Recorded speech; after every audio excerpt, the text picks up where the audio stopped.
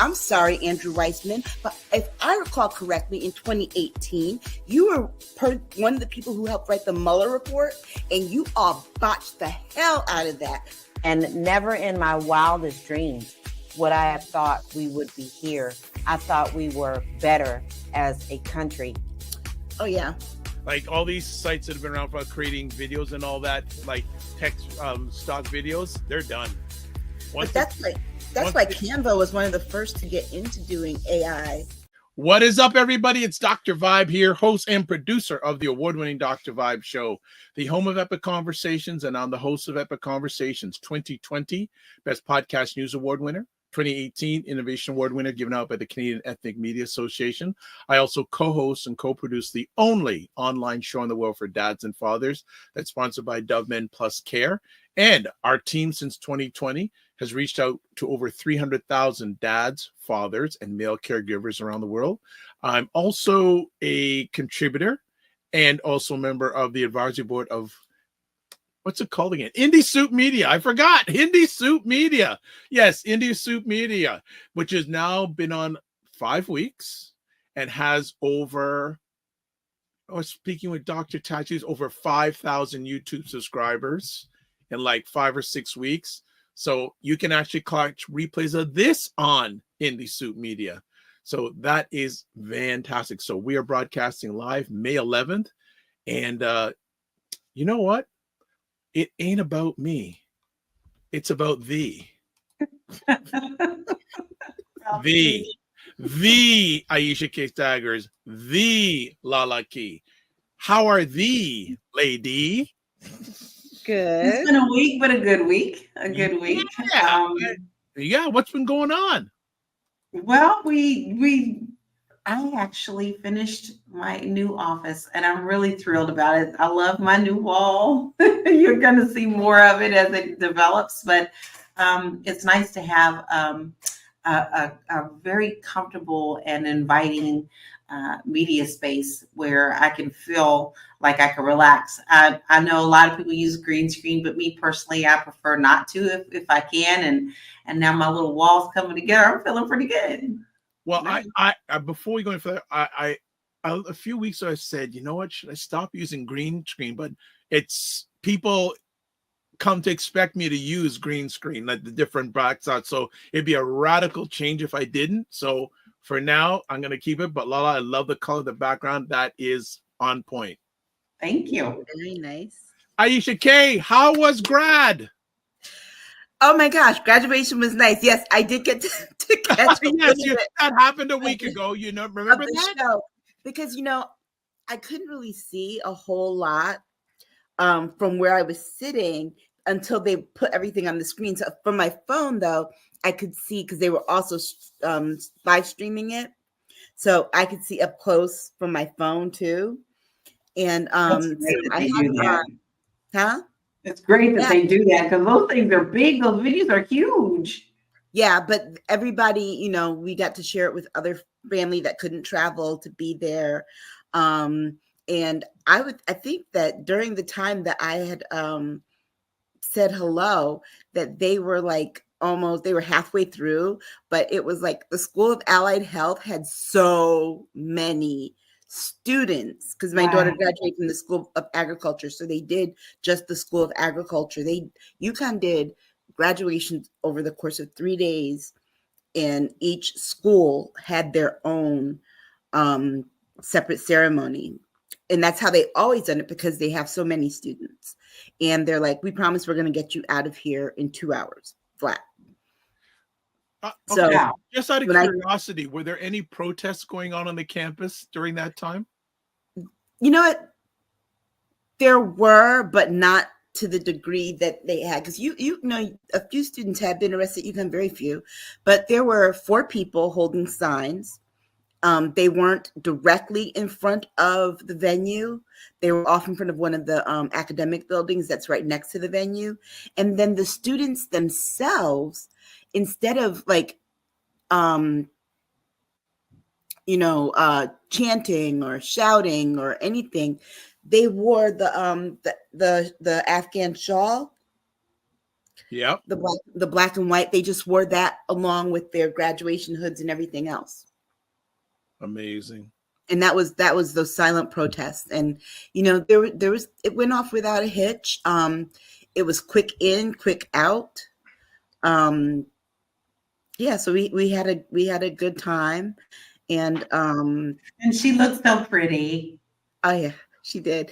And when I said hello to you guys, I'm going, what is she saying? Hello, their daughter's graduating. Put your phone away. I was trying to get through the school of Allied Health. They call you, because the smaller venue with just the school, they call every student's name. And ooh, that's a lot of kids. Yeah, and there were like 3,000. Wow. And it was by their department and where they sat. And my daughter, her department was like near the end. And she was sitting up to the top, near the top where her section was. So we had to wait out a long time. And wow. But the family in front of us, they asked my daughter's name. They cheered for her. I asked her nephew's name. So it was her nephew graduating. So nephew, his mom, his sisters, his brothers all cheered for my daughter. And so we stayed because we could have left.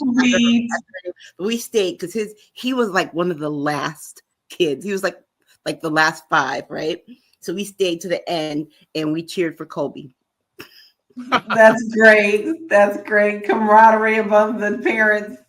Well, anything else going on? I got a number. Oh, it's my sister's birthday. Yeah, there we go. My youngest sister. Happy birthday. Yeah. Well, I don't, during these conversations, I don't put myself in too much, but some interesting things happened over the last week. Like a week ago today, and I don't even think I had a chance to share it last Saturday because there was a hat game going on last Saturday. LaLa and Dr. Tachi. I didn't hear, but I saw. Yeah. Yes, they were hatting it out, and I feel bad. So if Dr. Tachi ever, I'm sure she'll be back on again in the future. I will make sure I have my hat ready. So I really felt naked, shiny, and naked that night. By the way. So, last Saturday up here in Toronto, there's an organization called the Black Physicians Association of Ontario. They got it right, and they held a whole day conference about Black youth and mental health. Oh, nice. So went there. The food was on point, by the way, but the food was, and there were a number of different people there, and the organizers of it, who I've had on a different platform a number of times, said, Dr. Vibe, you've got to meet this lady. Okay. She is the president of the African American Psychology Association. Oh, wow. Oh, yeah. The AAPN. Yeah. Yeah. So we had a great conversation, and we then followed it up during the week before she left. And she is really excited. I may be coming on this show or one of my platforms to talk about psychology from an African American lens. Wow. And also, you forget that I used to be a professor of Black psychology. There you go. And she says she's got a I used to have membership there. So I'm excited that you got to meet her. Yeah, there's a whole pile of people. Says I got a number of people. So we are chatting. She said, I'm putting aside an hour of my time next week for us to have a conversation. Nice. So look for that. What else? Oh, and I went to a premiere. Tamils. Tamils are from the country of Sri Lanka. When we were growing up, we probably knew it as a country of Ceylon. Remember that? Ceylon. Mm-hmm. I remember that. I just remember Sri Lanka. Yes, and basically Ceylon became Sri Lanka when the British left. And right. There's the Tamils, and I can't remember. They're about 30% of the population, and the dominant culture is 70%. There's been ethnic cleansing of the Tamils over years, and a number of them have come to Canada. And I was invited to a documentary highlighting that last Sunday, and it was amazing. I've seen it twice now, an amazing documentary. But then they asked me to host a Q&A, which was amazing. And then I'm going to finish off with one more thing. I'm going to read you guys something. Okay. Here's the reading. It is May 10th. Today is my 87th birthday. For the first time in 66 years, I would realize my birthday in the place of my birth. To God be the glory. And that at this time, I want to focus on my family and say how thankful I am of them. That was sent by my dad. Oh, nice. Oh, So the happy birthday is appropriate too. Yes, May 10th. And the wild thing is I actually drove them this past Monday to the airport. They are in Jamaica as we speak, spending 18 days, my parents. But it's the first time Nice. in 66 years my dad has had a chance to celebrate his birthday in the country he was born in. that's a Nice. blessing. Very nice. So I just wanted to share those things, to share the love. This was a week of May birthdays. There's a Yeah, it is. actually My nephew's birthday was day before yet. Was what, the 8th? I think, and my mother's birthday is tomorrow. Oh wow. And I am a new aunt of 2 bouncing baby boys. Wow. Twins? No, just 6 days apart. Both the sisters got pregnant about the same time. Now those little cousins will get to Come grow up on. together. Oh, very nice. Come on, you're joking. Yeah. All right. Yeah. Well, let's Very get into some housekeeping. Primetime Saturday at Patreon. There's the link, and I'll also be sharing it on other platforms momentarily. Primetime Saturday Show Store. There's the link there. Join the Discord group. Email me dr.vibe at the vibe.show.com. If you want to advertise your business, product, or service on the platform, email me again, and then subscribe to the Dr. Vibe Show on YouTube and hit the notification button. Please like the Dr. Vibe Show on Facebook, LinkedIn, and the Gram, or Instagram as they call it. And there's no 10 and 10 for this week because Lala and I ended up having just a regular we just had a regular conversation. All right. Okay. So it was like we needed to have that cleansing. Well, cleansing. All right. So before we question, do you lady we'll save Mother's Day till the end. Okay. Yeah, I think save that till the end because we're broadcasting on the 11th, and tomorrow, May 12th, is Mother's Day. What I will say, actually, you know what? There's another thing I want us to discuss, but we'll put those together at the end. I just think that's good. All right, because it'd be sort of a clash on what we're going to chat about now. Man or bear?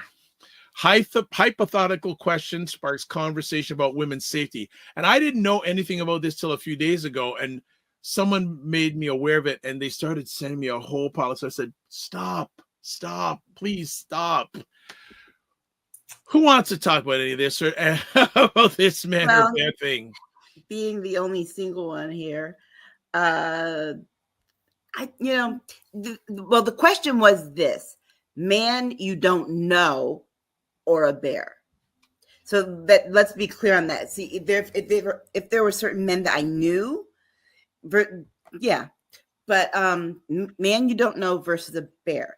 And to be honest, with as many bear sightings as there have been around here the last couple of days, like every place I went, my mother was like, saw a bear on her street, my sister saw a bear on her street, and I'm like, and they tell me this as I'm walking in the door, and I'm like, okay, well, I'm not staying long because I'm not going outside if it's going to be dark and you got bears around here.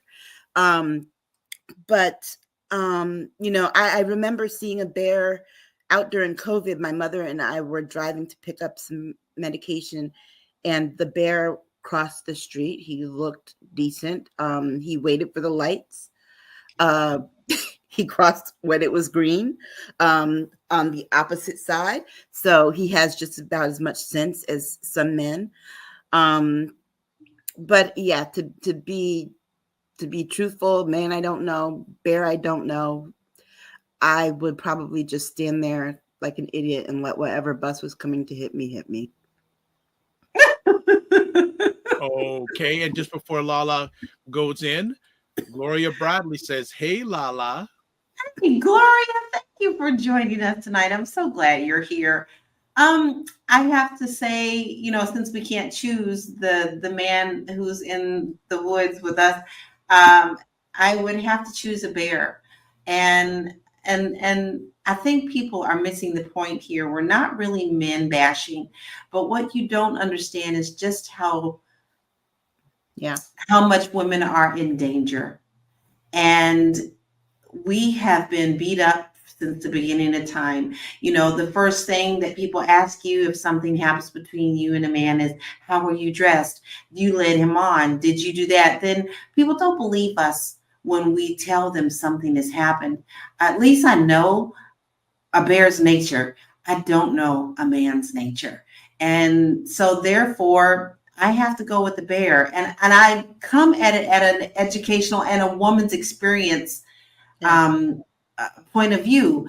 And people are seeing this as maybe a joke, and some of the men are very angry, saying we're man bashing. But if you don't understand what it's like to walk in a woman's shoes, then you don't have a right to tell us which way we should go. I know for a fact that I've been in many, many rooms where I was being extremely uncomfortable and didn't know if I should be around a person or not.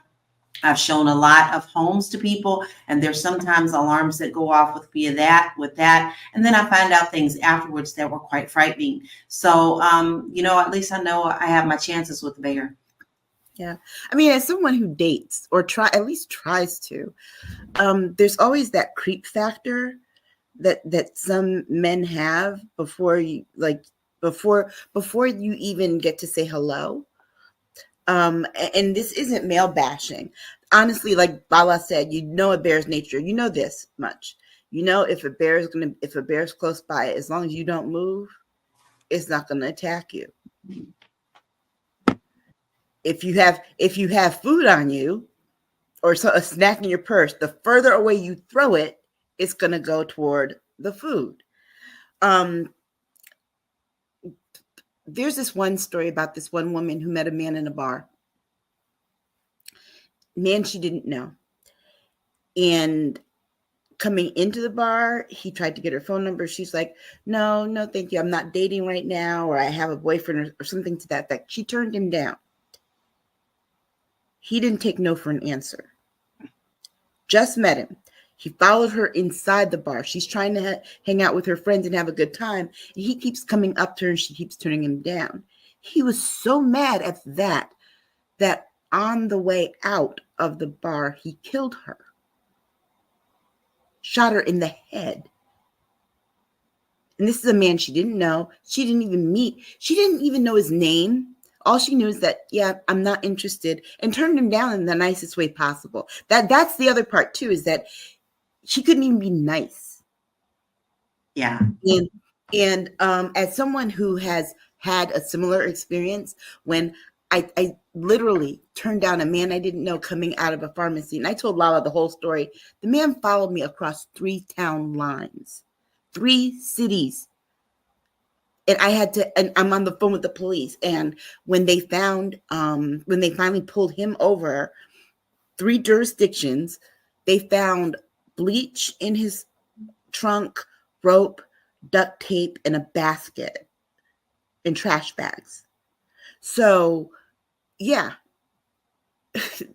it's not so much that it's male bashing. It's based on our experiences and this feeling safe. I know I struggle in that with with finding relationships, is finding the feeling safe in them, always needing to feel safe in whatever relationship I'm in. And JJ Mars, I know how to change a tire because my daddy taught me.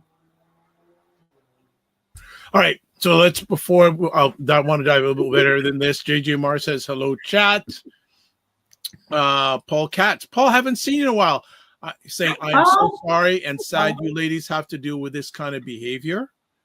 And JJ Mars says, would you want a bear or a man when you have a flat tire? LOL. There you go. See, I understand that he's trying to make a point, but what you don't understand is what we go through as women every single day. You even smile at someone nowadays, you have to understand what risk you're taking, because it could be taken in a different light. And if someone comes on to you and you're just being nice in the day and you're like, well, no, thank you, I'm married. And this is a true story. I mean, this is almost every other day. No, I'm sorry, I'm married. Don't you see the boy? And they still follow. And now all of a sudden I'm no longer of their interest. And now I'm So these are the things that we have to experience with rejection, with men feeling like we're rejecting them when that is not the case. That's not always the case. Yeah. You're just being polite. We can't even be polite. So I mean, you can't even be in a bad mood, because it's like, don't tell me to smile if you don't know what I'm dealing with. The same day I found out my friend died, I went into a pharmacy to get something, and the guy was like, "Why do you have to look so mean? Smile." And I'm like, "My friend just died." And he's like, oh, I didn't know. Exactly. So you don't say those things to people you don't know, but especially telling women to smile. Sometimes I just don't feel like it. But you never hear the opposite. When you think about this, let's think about it. You have the shoe on the woman's foot. Let's look at it being flipped to men. How would you like that? How would you like for us to tell you to smile, to tell you to cheer up? Oh, you so handsome, you shouldn't be having your face frowned up like that. Or if we even just, you smile at us and we try to come on to you and you're like, no, I'm married or whatever. Well, all right, I guess you're then. Like, nobody wants to hear this crap. Why you always got to go there? Take it with grace and move on. But we have been experiencing this from day one. When I was a young child, a child of 13 who was, I'm getting ready to get real crass with y'all for a minute because this makes a point, who was just budding, all right, growing up, going through puberty. I had old men constantly hounding me at 13 when they were 40, 50, 60. One man was 80 years old, had no teeth, had the nastiest comments for me. So do you understand? This is not just man or bear. This is safety for me. So this is kind of triggering because you can't tell me how to feel and what I would choose, because I'm telling you, I'm going to choose the bear. Because the other part of it too is that you all know, I hate to put it this way, but you all know how to ruin a good time. Sometimes I want to just be with my homegirls and not have to think about men and just chat about the things that we chat about and just enjoy my time with them. That doesn't mean that just because you see a table full of women, you have to approach. Sometimes we just want to be around each other because we've got business to talk about, just like you don't want us talking to you while you're watching a game. We don't want, this bonding is our game thing. We don't want you talking to us while we're involved in our game. I mean, the other thing too is that it's about safety. It's about not knowing boundaries. Women are taught to have boundaries all the time. The fact that anyone could think that they are so desirable. It's like with Donald Trump. You can't tell that man he's not fine, even though we know he isn't. I mean, you can't, it's like, how dare you turn down a man who just asked your name or phone number? What do you mean, how dare I? I don't have to explain myself to you. I said, no, I'm not interested, but thank you. What more am I supposed to say? Here's another point that's not really being discussed. This same question was put to fathers by their daughters, and their fathers answered, I'd rather have you in the woods with the bear. That speaks volumes. When a man who now is thinking about this in terms of his daughter and her safety to answer bear. So if you know this, then the cycle needs to stop somewhere. Because if the father is recognizing that a woman could be in danger, and that's exactly what he said. And one of the ladies asked him, and he was like, no, you'd be safer with the bear because man is evil. He literally said that. So what people are saying, just they're latching on to the fact that the women are saying bear, but they're not picking up on the key fact that even the fathers of these daughters are saying the same thing. Right. And the other side of it too is that forget the safety issue. Let's look at also the annoyance factor in this. And I say this because for men to put themselves in that place would have to be the annoyance factor. How do you all handle women that you just wish would leave you alone? Why Right. do you get to treat them that way? But we have to be nice and kind and worry about the feelings of someone we don't even know. Because Mhm. that's the other side of it. You have to worry about that person's feelings so you make it out of there alive. Because we all know that story of this woman who was killed just for turning a man down. Okay, Yeah. let me just jump in. I'm going to put the story back on the screen and read a little bit of it because some people may not be aware. So, man or bear, hypothetical question sparks conversation about women's safety. If you were alone in the woods, would you rather encounter a bear or a man? Answers to that hypothetical question have sparked a debate about why the vast majority say they would feel more comfortable choosing a bear. The topic has been hotly discussed for weeks as men and women chimed in with their thoughts all over social media. Screenshot HQ, a TikTok account, what else is new? Started the conversation asking a group of women whether they would rather run into a man they didn't know or a bear in the forest. Out of 7 women interviewed for the piece, only one picked a man. Quote, bear, man is scary, unquote, one of the women responds. A number of women echoed the responses given in the original video, writing in the comments that they too would pick a bear over a man. The hypothetical has people split, with some expressing sadness over the state of the world and others cracking jokes. Some men were flabbergasted. Here's what we know.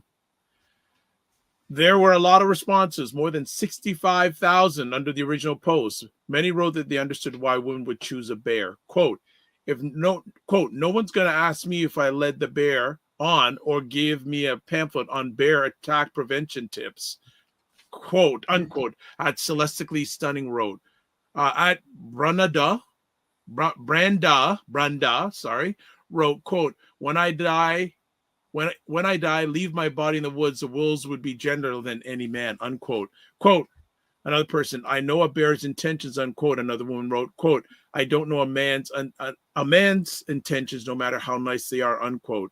Other TikTok users took it a step further, posing the hypothetical question to loved ones. Meredith Steele, who goes by at Babies of Steel, asked her husband last week whether he would rather have their daughter encounter a bear or a man in the woods. Her husband said he, quote, didn't like either option, unquote, but said he was leaning toward the bear. Quote, maybe it's a friendly bear, he says.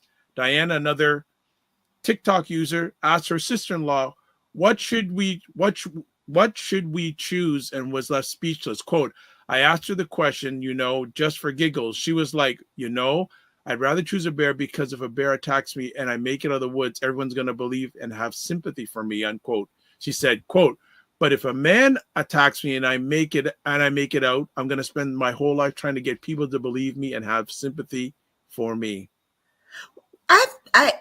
The other question I have about this is who came up with that question? Because clearly I'm thinking maybe a man came up with the question because women already would know how women would answer that question.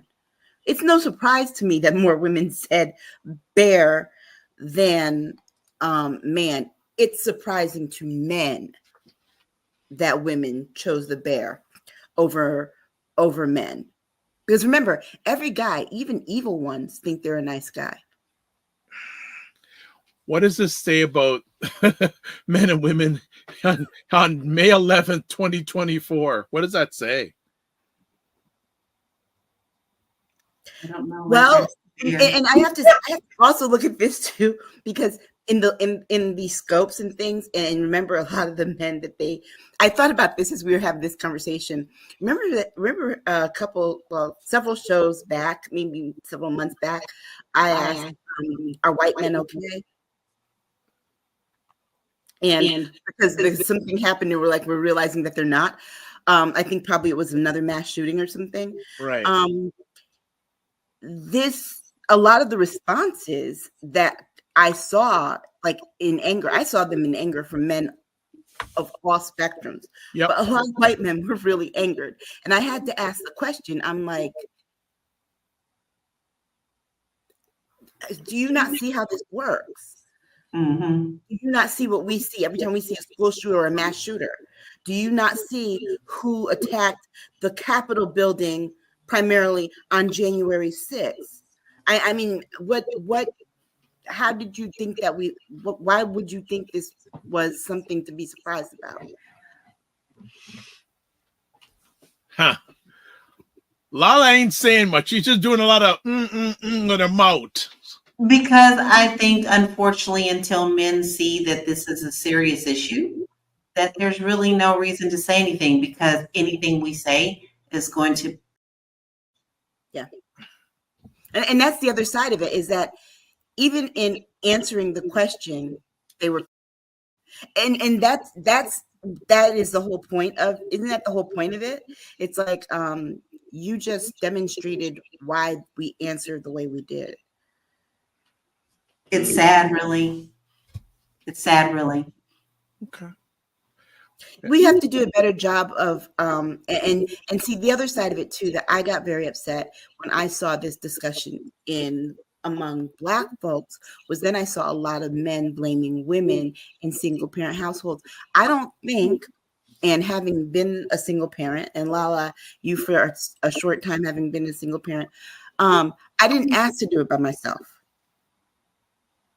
I didn't ask. The assumption is that, oh, you must have ran that man away. No, that man is still the same person today that he was then, and that is why he had to get gone. Okay. Yeah. It's always our fault. Well, I was very quiet last week at graduation. I really was. I was on my best behavior. And it's interesting, family, when we pick conversation topics, I was going to put this at the end. I said, no, I think we better put this one at the beginning. Because this was your choice. This was your choice. Yeah, I definitely wanted to get your lens on it, because like I said, it was a man that brought this to my attention. And then I had conversation with one or two ladies on about it. And they basically said that, women have had to deal with this all their life. Yeah. So it's not, it's. And it doesn't just end when women turn a certain age either. Yeah. Older women are even more fearful because of their fear that they can't protect themselves anymore. They no longer have the strength to do it. So a lady shared this with me. She said, many men don't understand this or are in denial of it. Their insecurities are what often make them intimidated, she was saying to her, of her or any great woman that brings a challenge of elevation. In hindsight, they are weak, but won't admit it and are afraid of letting their weakness show. So they end up with a woman who's weaker than them. And he said, but this is a whole conversation. Yes, it is. So I just don't, I think the unfortunately the only thing one of the things is painting a whole brush on a whole group. Right. That's right. I don't think it's so much painting a whole brush on a whole group, but I think what it does to the rest of you who aren't those kind of men is that you got to start holding the ones who are accountable. That's not our job. Well, I think it's not your job, and it isn't my job. It's the individual who's wrong's job. That's right. At the end of the day, the only person who can change that person who's like that, it has to start with them. Yeah, but think about being a young kid and a young person, even young person professionally. You didn't know what you didn't know until someone pulled your coattails to it.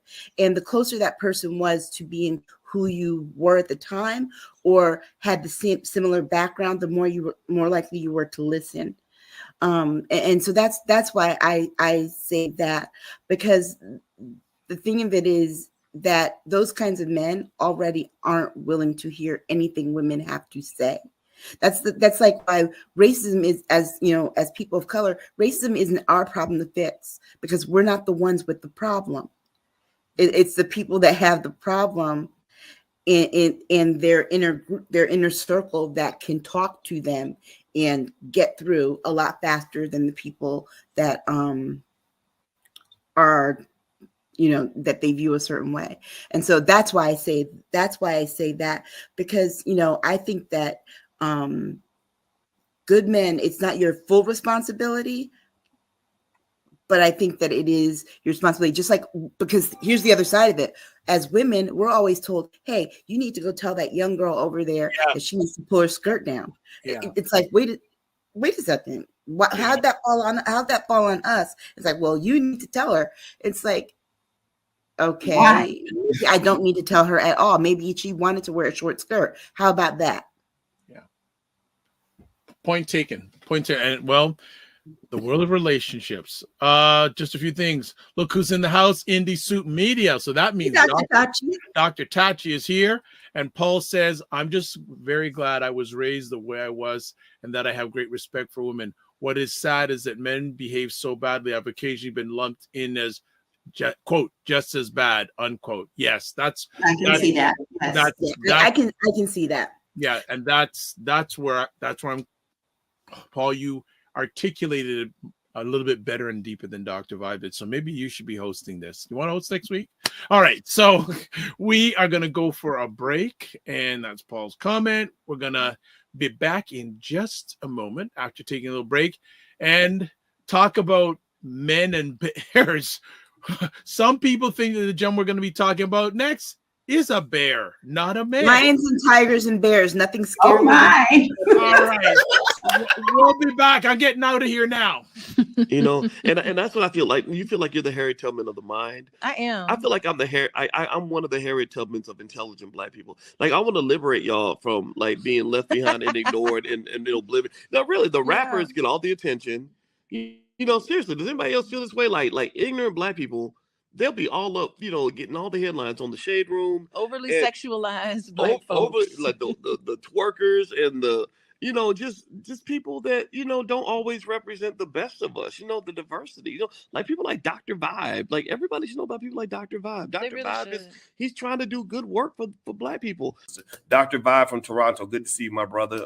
Dr. Vibe. Everybody follow Dr. Vibe. He has a great show. He's very good at what he does, and I have a lot of respect for him. The men who are also doing the same thing. I see Dr. Vibe in here. He's a great brother. Everybody should follow Dr. Vibe, by the way. He's a smart brother in Canada, and we need to follow smart people. So follow Dr. Vibe. If you see him in the chat, and Dr. Vibe, say your name in the chat so people can see you. I want you to click on his name, and I want you to go follow him, please, because I want these men and women that are doing the right things to get the support they deserve. Hey, Dr. Vibe, how you doing, brother? Again, like I always do, I got to say everybody should go follow Dr. Vibe. He's got a great show. Dr. Vibe, I know Dr. Vibe's got a kingdom because I see your channel. I see you pouring into that every day. Everybody should follow Dr. Vibe, by the way. Look him up, Dr. Vibe, V-I-B-E. He's a great friend of me and my wife, and I love this guy. Okay, so let me hop into this. What's up, Dr. Vibe? How you doing? Everybody, if you see Dr. Vibe in the chat, everybody go follow the Dr. Vibe show. Dr. Vibe is a real smart brother and a good human being. I like the guy a lot, and he's very intelligent. And I think everyone should pay attention to what he's got going on. We got to shine the spotlight on the intelligent Black people out here that are really doing the good work. Don't just pay attention to the rappers and the celebrities. You know, a lot of these people are losers. Your true winners are your people in your community that are really having your back. You know, helping us to have stronger families and a stronger community. So Dr. Vibe is in that category. So you might see the Dr. Vibe show in this chat. If you see him, please go follow him. Okay. All right. So anyway. All right. We are back on Primetime Saturday with Aisha and LaLa. And looking forward to, we open it up hot as we always do. And Dr. Tachi says, hello, hello. Yes, hello, hello. That's the lady behind Indie Soup Media, Dr. Tachi. Yes. So there you go. And as we mentioned earlier on, go check out not only replays of this epic conversation, but other epic conversations on indiesoupmedia.tv. There we go. All right. So I'm sorry, a perplexed look on my face because I just checked Twitter because I'm sharing on Twitter, and someone said they liked the tribute to my friend. Is like, oh, I had a chance to meet him back in the 80s and such and such. First of all, she's a woman. She's 47. In the 80s, we were both in elementary school. Tell me you didn't read it without telling me you didn't read it.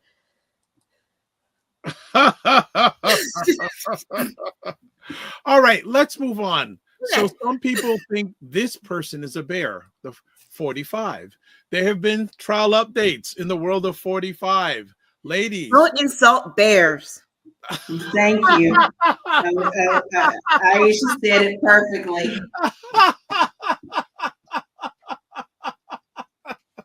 Okay, let's talk about trial updates after that. What's not to be said? I mean, I can't keep up. I mean, he's got so many of them going on right now that it's ridiculous. What they're doing down in Florida is absolutely disgusting, putting this all on hold for indefinitely. But we kind of knew that. We all knew that because we didn't trust that judge in the first place. And I call her on. I just do. And I think this it's is a her problem way. she created. She created, and we're not surprised about that. Like I said before, it's so interesting how all the political stuff seems to be going sideways, but the one that's winning is the one with Stormy Daniels. Stormy came up there and told it all, and even so much so the judge was like, you don't need to be so detailed." And you know what's so funny was that when they did a sidebar without the jury, the prosecutor's like, that was not that bad. Let me tell you the details that we didn't tell you. Yeah. Okay. And started reading those details. And they were like, oh, yeah. So yeah, we're not. But the thing of it is, like, in Florida, this judge sat here and said, I'm sorry, there are just way too many pretrial motions for me to consider to be able to go at this date. But lady, you've been sitting on all those pretrial motions for almost a year. What have you been doing? Have. What have you been doing? You can't decide. You can't decide on them because you didn't look at them to decide on them. So now you're deciding that you're going to actually look at them a year later and decide on them. Please tell us, without telling us, that you're waiting for a Supreme Court confirmation at some point to the U.S. Supreme Court, because this just sounds like an audition for a job. It really does. But we knew that when she was assigned. We just knew it. And that's the problem. It's so obvious. It's like we don't even need the script. We know this whole movie backwards and forwards because this is constantly happening with this man.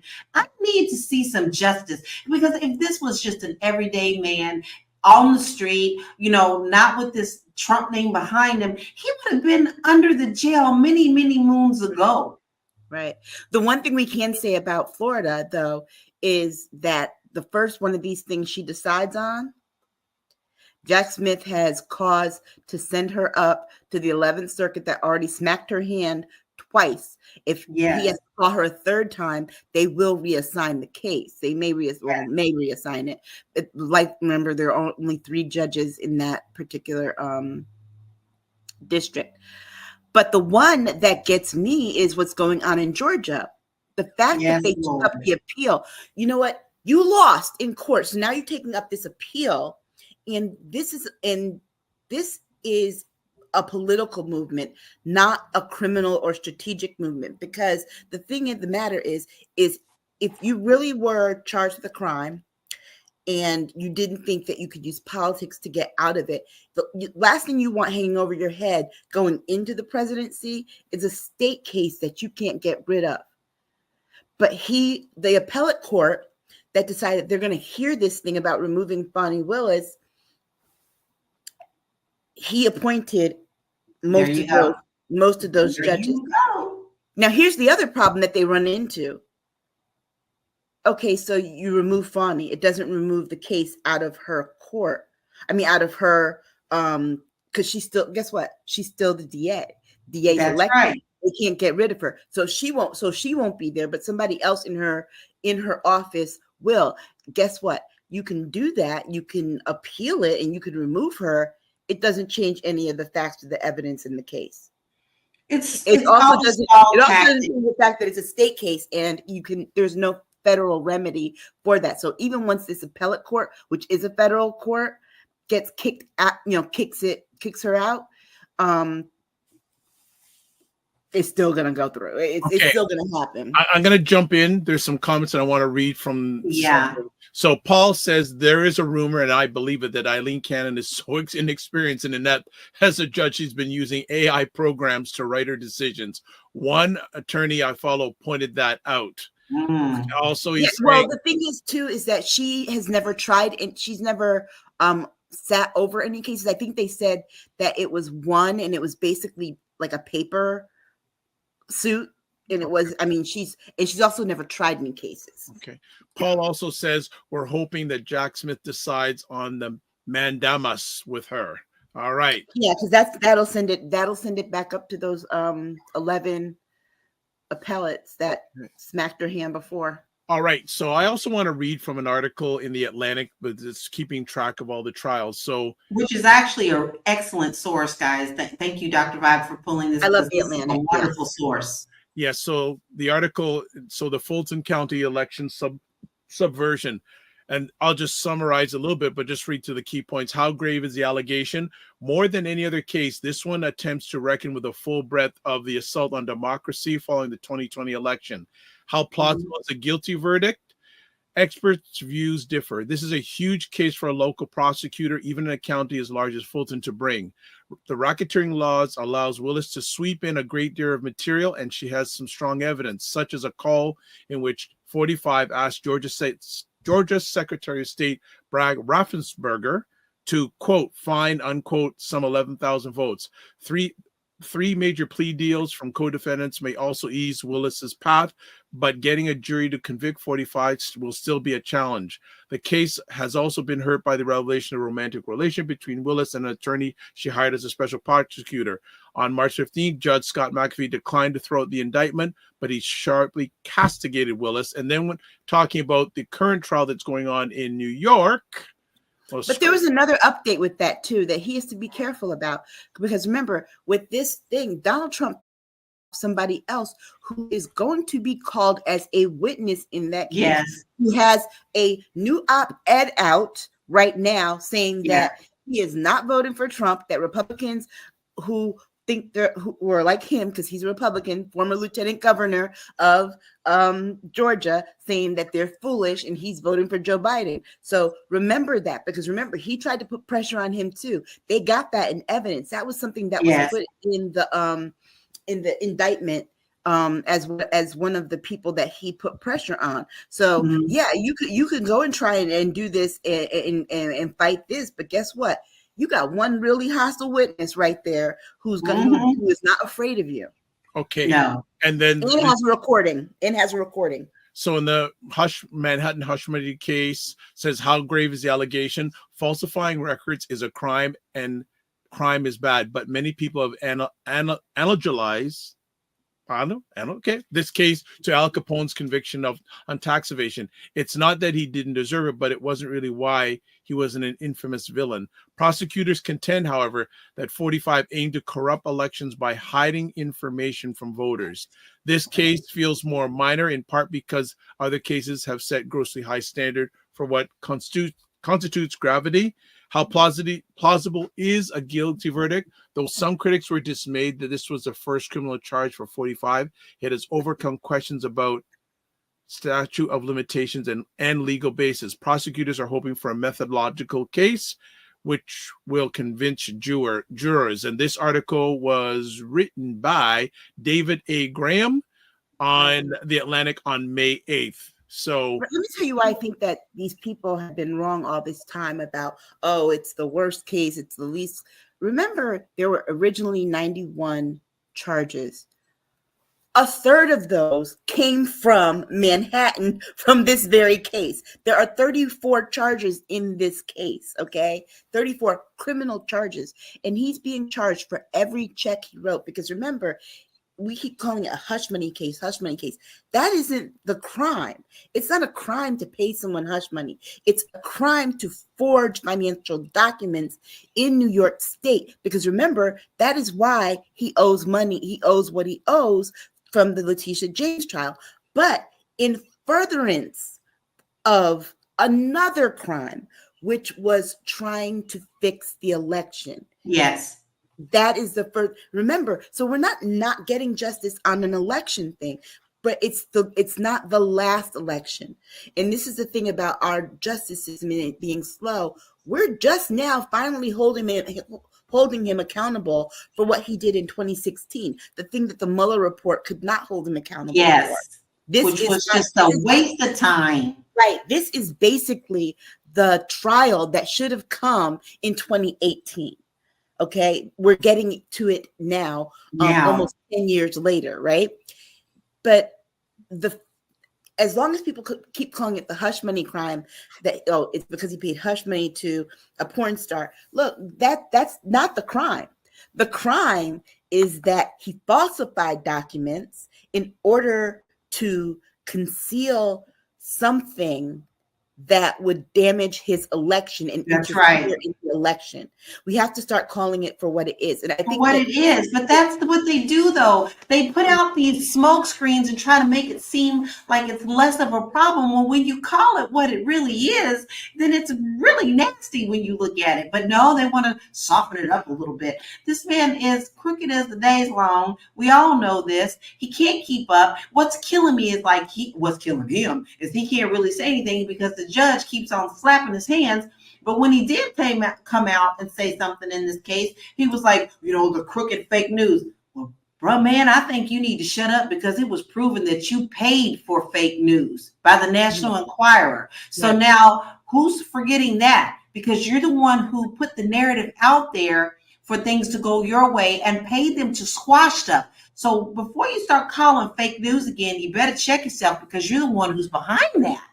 But another crime came up this week. If you weren't paying attention, people are so focused on the way that they, the Stormy Daniels testimony. We could talk about that in a second. But tax fraud, because remember, if it was just a retainer to Michael Cohen, he would have just paid him back the 130, or he would just paid him whatever the retainer fee was. And then Michael Cohen from there would have paid taxes on it. Remember, Michael Cohen already has charges for not paying taxes on his retainer fees. Donald Trump didn't pay him retainers for this. Donald Trump paid the taxes that Michael Cohen would have had to pay back on the loan that he took out and what he would have to claim for income, because his income would have went up with that full $130,000 flush of cash. And so when you looked at the documents, he paid Michael Cohen almost $500,000, not just the 130 that everybody keeps talking about for Stormy Daniels. He paid him $500,000 for this because he had to pay 130, because Alan Weisselman wrote it down. He had to pay the 130 twice because half of that was going to go to the federal government for income tax. That's right. Then he also paid interest and things on the loan. So let's be very clear. There were a multitude of crimes in here. And if the IRS doesn't charge him with tax evasion, I believe that that one of the charges in this particular indictment does have to do with the tax law, because remember, they're charging him for crimes. They're charging him for crimes committed in the state of New York. That the election fraud thing with not wanting that story to come out, not only it violated a federal law while he was also committing a state crime. Yes. So they were able to that's why they were able to charge him for that. Don't forget, Jack Smith spoke to Stormy Daniels. Yes, he did. Remember, he did, because that's something I think that's going to also come up in the other election interference case. Like if he has to get rid of that second one, because the thing is, if he's found guilty in this one, well, they can use it in that one, because guess what? The crime that they charged him with committing was election fraud.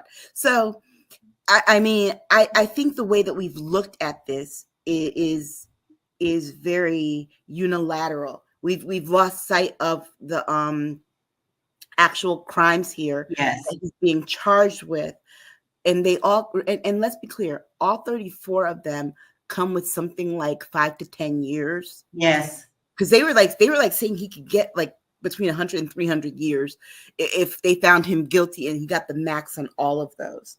So it's not a little crime. I think the fact that they keep calling it little helps him. It helps his politics, but I don't think it helps the jury, because I think what the jury saw this week was enough to put him under the jail. I agree. I agree. But will they do that? I don't know. I will say that I do have a little bit of faith in this jury. I think that they really did take this serious, and they really went through some serious vetting before it all happened. And I think that they are taking this all into plan. But at this point, everything in America to me is questionable, because sometimes you think that it's just such a slam dunk, and other times you see you're blindsided. So I'm not exactly sure how this is going to go, but these details, the more and more details are coming out, the more and more things are coming to light. Yeah, we see that he's tripped over this carpet, and now he can't get back up. I don't think that he'll honestly, I don't think this judge is afraid to send his behind to jail, because see, he violated this court order, got charged, and the judge was angry that he couldn't charge him more. Okay, so he got charged this $9,000, walks out the courtroom, and violates the gag order again by calling it a Democratic jury. Dude, he just told you. So you come back in, and now the judge is like, okay, well, you know what? I'm sorry. They talked all kinds of ways this week about how they can imprison him, with him being a former president and having Secret Service. They're like, there's a jail right behind there's a little one cell thing right behind the judge's box. Put him in there, and Secret Service can be there, because they've already scoped out the building, and just leave him in sitting in there. No access. I feel some kind of way about that too. I'm sorry. This man does not need Secret Service. You have been charged and indicted. Why is my taxpayer money going to you? Because then there's somebody because it was innocent until proven guilty. No. There's too much evidence against you. And I think this precedent has never been set before. But me personally, I don't want my money, my tax money, going toward a man who is just as corrupt as they. We saw him move, but he tells you that he is. He's told you that from the very beginning, what he can do, and that he's untouchable. He told us this. Yeah. All right.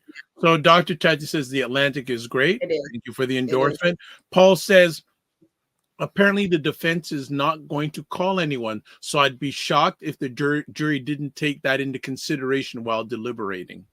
I think that might be the defense's strategy. That's not Donald Trump's strategy. He's going to want some people to speak on his behalf, because he's not going to take the stand. So even if it's going to be detrimental to his case, he's going to tell them, call someone. I don't care who you call Rudy. But call somebody, Call somebody. Okay. Call somebody, because in Donald Trump's mind, it would be detrimental to his case, and look bad if he didn't put on a case. And he's not, because he already tried once to get out of it by saying, I want to testify, but I have a gag order, so I can't testify. The judge was like, I heard that there were some comments that you could not testify. You have a constitutional right to testify. So if you want to testify, you can do that.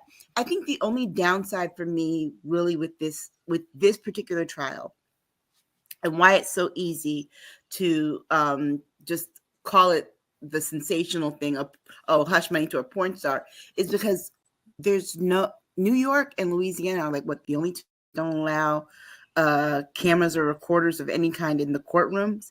Yeah. And so I think even if we were just hearing an audio recording of what was going on, like we've heard with the Supreme Court, I think that would make a huge difference. I'm really kind of disturbed that I promise you after this, New York is going to change that law. But I can see that. I think they're going to change that law. But I think that this, being that it is such a case that will have an impact over the whole entire not just the whole entire election, the whole nation has a vested interest in knowing what was said and what this man is found guilty of or not. I think that the bare minimum we should have is the audio, because look for example about how that woman who I don't know what person she was looking at that as Stormy Daniels that day in the courtroom, but the picture that Stormy took afterwards with her lawyer looked nothing like the picture. The picture that she drew, I thought it was, what's her name? What was the woman that Monica Lewinsky told? Linda Trapp. I thought it was Linda Trapp. Yeah. So we need to hear these things for ourselves and see these things for ourselves, because her view is clearly distorted. Yeah, completely. Well, the trial marches on, and the ladies will be giving their takes inch by inch, yard by yard, jury by jury. Before, the one thing that we didn't get a chance to really talk about that I think that should get some recognition is that Donald Trump, he's Michael Cohen's Monday. Yeah, that's gonna be. Expect it's gonna take all week, but the prosecution intends to close on Friday. But can we just say that Donald Trump is not forward thinking at all? Because for some reason he seemed to think it was 1994, not 2024. In 1994, where you can sex workers, and everybody think it was okay. And this time, they had that old woman with a white woman's jerry curl necklace doing the cross of Stormy Daniels, and she went there with and it was everybody in the news was kind of like, oh, that looks really bad. That looked like like antiquated, and you could tell, and they're like, you could tell she didn't want to do it, but Donald Trump made her ask the questions, because look, the first thing they teach you in law school, I've been told this by every lawyer I know, is don't ask a question you do not know the answer to. That's right, because you never know what you're gonna get. Because when she told her, yeah, you're right, I've been in 100 movies, I've directed 100 or 100 or 200 more, and honestly, if I had wrote it or directed it, it would have been better than this. They are not ready for Stormy. Stormy's a different kind of person. Okay. She spent 30 minutes on condoms. I didn't understand that. She kept asking, well, he was asking you about this. He was asking you about that. I'm sorry. Don't we all know that Donald Trump is like one of the biggest germaphobes? Yeah. But what's interesting, but even the judge was like, he kind of spanked the prosecution, because he was like, did y'all not know what to do? Right. He's like, did y'all not? Clown show. But I think the prosecution wanted that to come out, because the thing of it is then if he asked you all those questions, there are tons of people that could say that's characteristic of him. So clearly you were in a room with him at some point. And then she went the whole thing about dinner. Well, she's like, no, we were supposed to go dinner, but we didn't eat. She's like, oh, so you went out to dinner, but you didn't eat. It's all weird. The whole thing is weird. It's creepy weird. It's itchy weird. It shouldn't have been that weird with a woman questioning another woman. Right. Which was the purpose of having that woman question that woman, so it didn't look weird and it didn't sound rough. Right.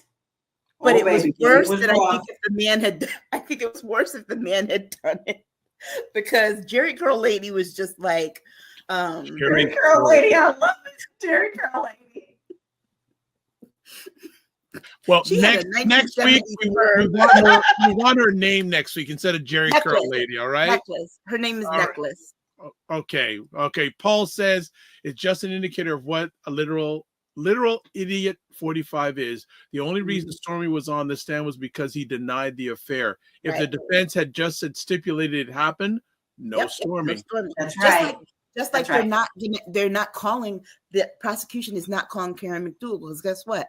It's not illegal to pay someone hush money like he did with Carol McDougal and the doorman. They paid them hush money. But the thing is that he did not try to falsify documents in order to fix an election. That's right. And that is why they called Stormy and not the other people. All right. Because having an affair is also not illegal. No. Okay. All right. So as I said, we'll continue coverage. Come here. You'll get the best perspectives probably around. Next up, Ohio lawmakers insist President Biden will be on November's ballot, but they're fuzzy on details. What's the fuzzy on details all about? They need to stop with the shenanigans. Here's what they're doing. Okay. The last day to put a name on a ballot this year happens to be 4 days before the Democratic primary in Chicago. The Democrats will not formally, no candidate is formally, no major party candidate is formally announced as that party's candidate until their conventions. Mhm. So right. So the convention is 4 days after their deadline for someone to be on the ballot. But they're like, but when they've been asked, they're like, no, he will definitely be on the ballot. And they're like, when they ask, they're like, but how? If your law says this, how does that happen? So one of the reasons I wanted to chat about this is because I wanted our Ohio folks to be aware of the shenanigans that are happening with this. And there may be a need for you to write Joe Biden in on the ballot, because if they don't take care of this, and they print up all these ballots and say, oh well, we forgot, blah blah blah blah blah. Remember, Ohio is now a red state, so be prepared to have to write in Joe Biden. Also be prepared because they might, if remember, this ballot for Ohio is when they're going to play a whole lot of shaky tricks on, because remember, they also will have abortion on this ballot again. Yeah. So they're going to try all kinds of funky things with this particular ballot. And so I need our Ohio people to be ready, be aware.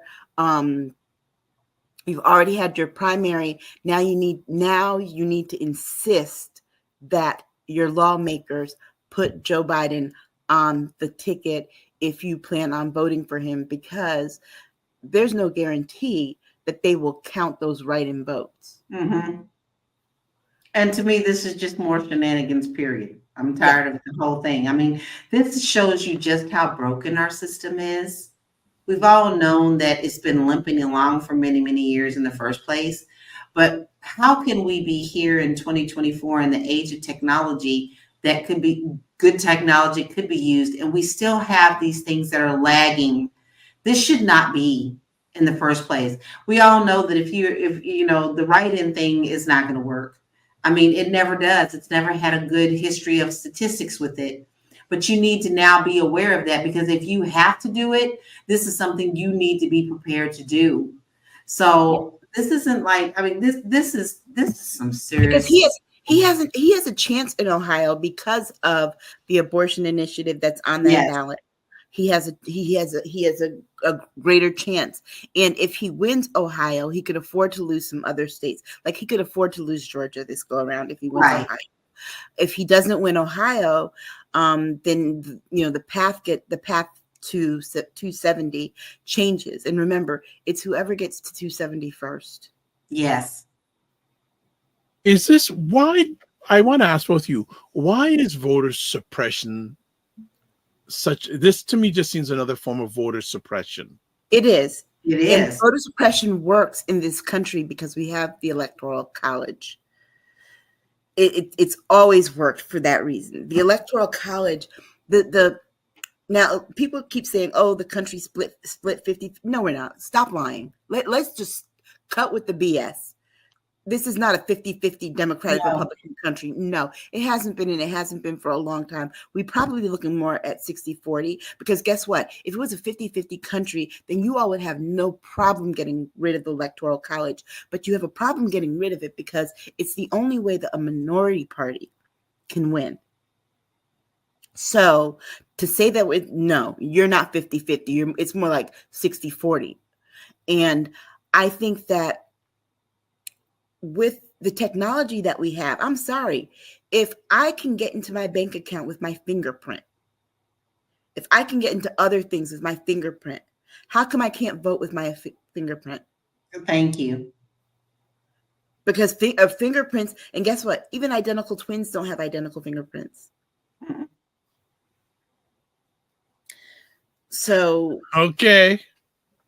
So I don't understand why if we get rid of the Electoral College, even if we don't get rid of the Electoral College, you want to talk about a safe and fair election, you have to vote with your finger. You have to vote with your fingertip. You want voter ID? Fingerprints or eyeball scans. Okay. Dr. Tachi They says do it in all the movies. Right? Dr. Tachi says the Electoral College is nonsense. It really is. It's absolutely outdated. And every election we talk about how we need to get rid of this. So why isn't it happening? And what kills me is that it's subject to population shifts. So states can lose an electoral vote if their population shifts. So if that's the case, basically what you're telling people is that, so basically what you're saying is that we need to increase our populations in these states in order to be, no. Why do we need to do that? Why do we have to live according to, how about we just do a simple majority? You know why they don't want to do a simple majority? Same reason they don't want a simple majority in the Senate. That's why they do that 2/3. The 2/3 garbage in the Senate is the equivalent of the Electoral College. It's nonsense, like Dr. Tachi said. Let's move on to our next conversation piece. Valerie McRae wins Democratic U.S. Senate primary, making Indiana history. Oh yeah, I told Lala about this the other day because she didn't know. And I just wanted to bring this up because there are people talking about, oh, well, why isn't so-and-so running, or so-and-so. Valerie McRae is the first Black woman, first Black person, if I'm not mistaken, to win a Democratic nomination in a Senate race in Indiana.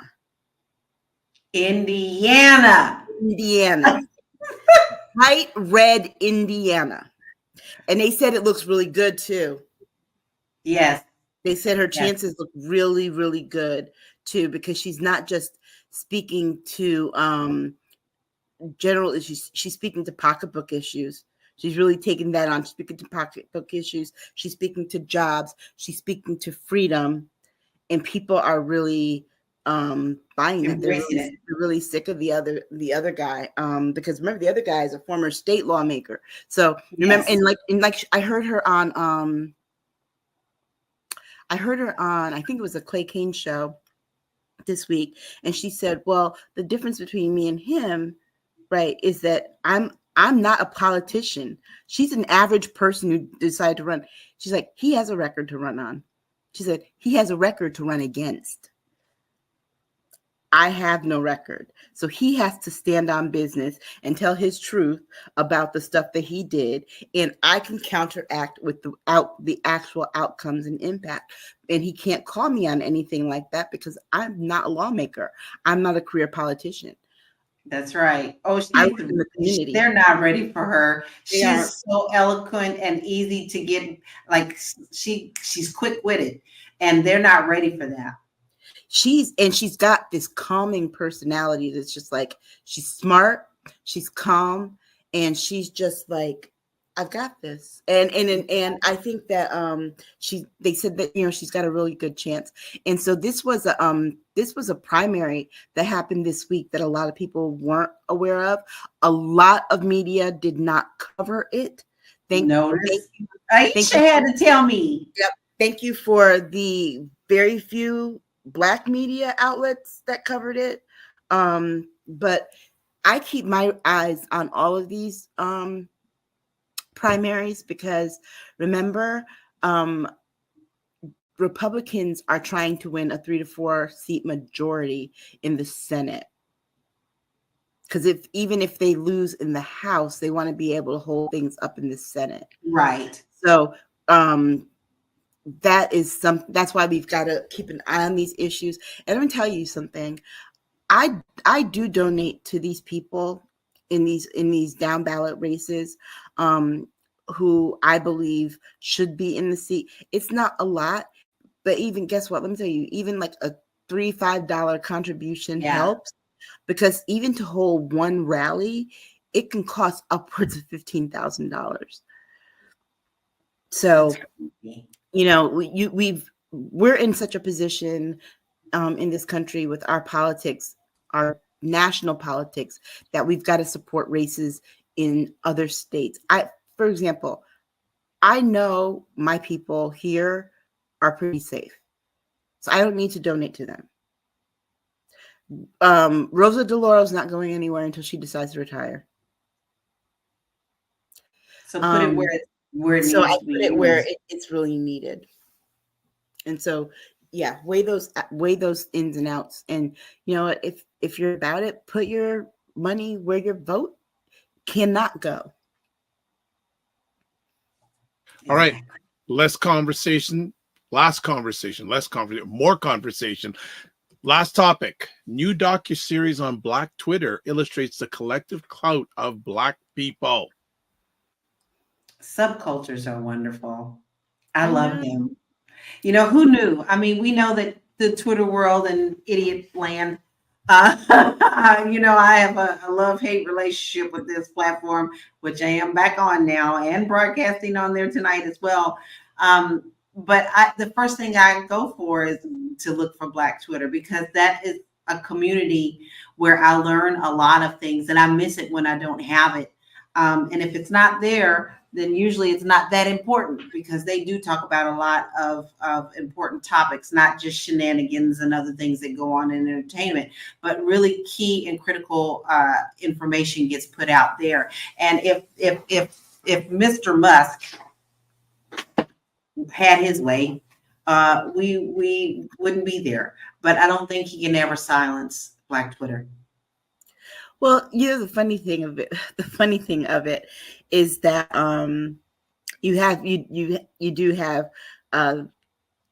a cohort of white people saying, well, if there was a white Twitter, it would be called racist, and guess what? Here we go.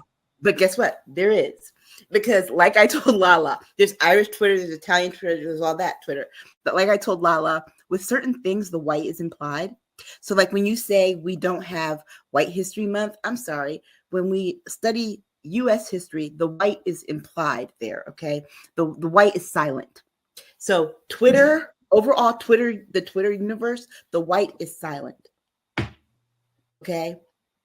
The same thing with U.S. history, the white is silent. So that is one of those things. And think about it. When we talk about a lot of things, like for example, Lala and I were talking about this yesterday, when they talk about the LGBTQ community, the white is silent, because Black LGBTQ people have a different experience. So remember that part in a lot of these things is silent. And so this docuseries, I've seen the promos on it. And I just, I'm excited to see how they're reporting on, because they don't just talk about the memes, but they talk about the collective organizing. Because remember the hashtag pink slip? I forgot what it was. There was the pink slip one. There was the struggle chicken one, which is the Black Republican chick who was showing off all her really bad dishes and asking why she don't have a husband. And Black Twitter dragged the heck out of her for that. And so the struggle chicken was a thing, right? Black Lives Matter took off because of social media and how people were able to access that. The way that we were able, remember the Ferguson protests were organized by people starting with Black Twitter and getting the word out at Black Twitter. Even the things, think about it, people, news outlets weren't picking up the George Floyd issue until Black folks started talking about it on social media. Right. That's right. And Black Twitter doesn't just deal with with the civil rights issues and the issues of our time, but also sets the pace for the culture. It also sends out alarms for us as well. Like people like us do a lot of the times. We set the pace of culture.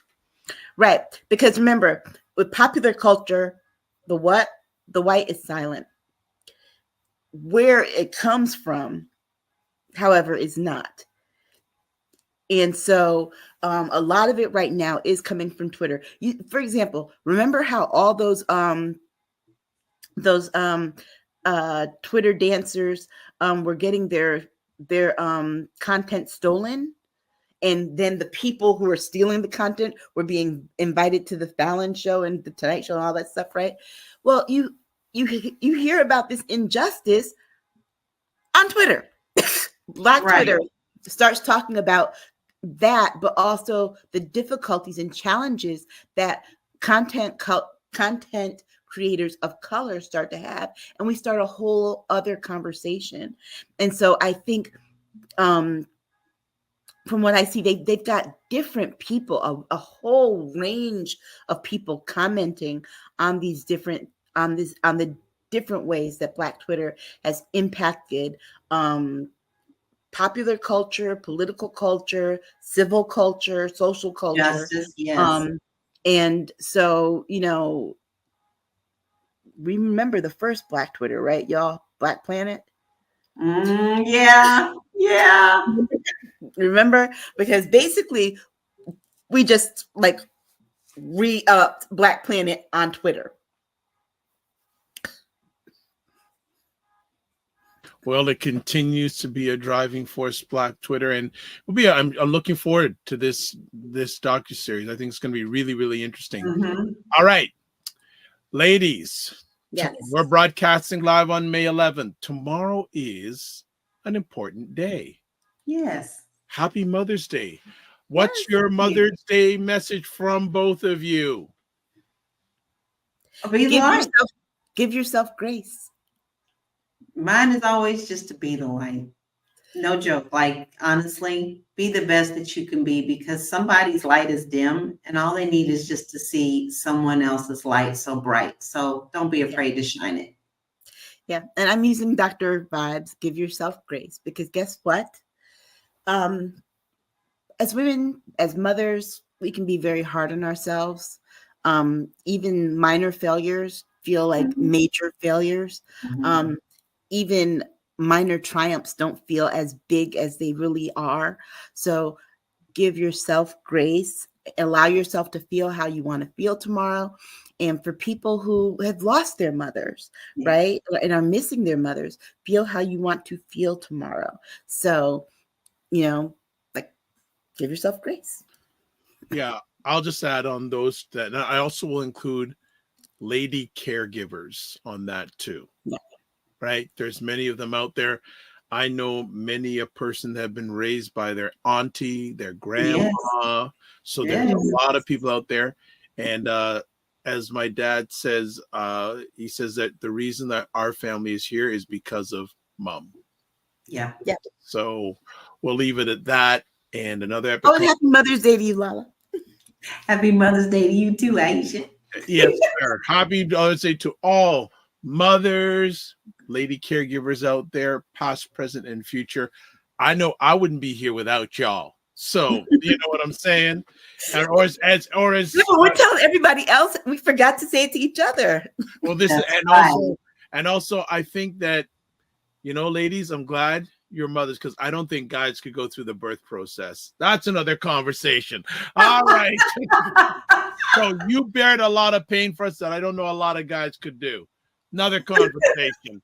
And also, I had to think about that. And another quick thing too. Some of it you do remember, but some of it when they give you the drugs. One other quick thing in Canada this past week, it was National Nursing Week. Oh wow! So I want to hail out the nurses out there, male and female. Like my mother was a nurse. Nice. So it was actually National Nurses Week here too this week. Yeah. So a hail out to all the nurses out there. A very, very, very challenging job, and even made more challenging since pandemic. Yes, Lord. yes, a lot of nurses and people are quitting. Yes. So it's also become a strain on those who have remained. Absolutely. More There is a patients, yeah. big nurse shortage out there. So that's that. That's a wrap. So let's call it a conversation. Lala, how can people get a hold of you? Well, I made it really simple. If you want to find me, you can find me on Facebook, TikTok, on all those. But if you just can't remember it, you just go to bit.ly/Laura Key Info. All right. And then the feed of X/Twitter. She's very popular there, by the way. Go ahead. I'm AK Staggers on Instagram. Aisha Staggers, no middle initial, on Twitter, X Twitter. All right, good stuff. And myself, if you want to get a hold of me, website, thedrvibeshow.com, YouTube, Facebook, and LinkedIn, The Dr. Vibe Show, Instagram at the drvibeshow, X/Twitter at drvibeshow, and email dr.vibe at the drvibeshow.com. So let's close it out. I think we got Dr. Tachi says, great show. It was, but be better. Dr. Tachi, as I said, we have an open door whenever you want to come on. So it'll take it from a great show to an epic conversation. You know what I'm saying, Dr. Tachi? So that's good. Good to have you here as always, Dr. Tachi, as always. So let's do our last thing. You can watch replays of this epic conversation on the Dr. Vibe Show on YouTube, Facebook, and LinkedIn, and the Dr. Vibe Show website, the drvibeshow.com. And I think that is that. All right. So I think we call a day, and I hope, again, Mother's Day is every day, not just one day. It's every day. So I just want to leave it with that. All right. Live your life as a dream. If you can dream it, you can make it. Sometimes you have to get small to get stronger. Block assumptions. Then aim bigger, aim better, aim higher, aim wider. Love, faith, and respect. And always don't just manage your time, manage your energy. And God bless. Peace be well. Keep the faith. And that's it. Again, remember to give yourselves grace. Mothers and everybody, give yourself grace. See ya.